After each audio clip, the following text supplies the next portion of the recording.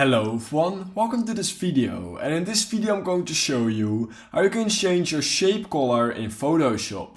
So basically, in order to change your shape color in Photoshop, what you need to do is open a Photoshop document. First of all, you of course need a shape. So you can just do that right here, just creating one just like that.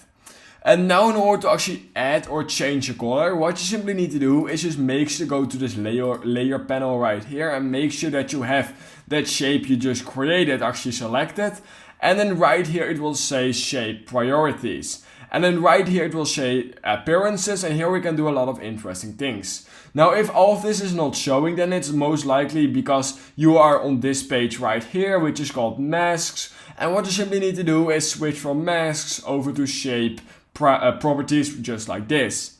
Once you've done that, you will right here find appearances like I said, and what you need to do is you need to click on fill right here, and then you can literally change it to any color you want by going to the top right corner of your screen, clicking on this little color icon, and then right here you can literally select any color you want. So let's say I go for red, I just click on OK like this, and then the entire shape is basically red, and that's what you need to do.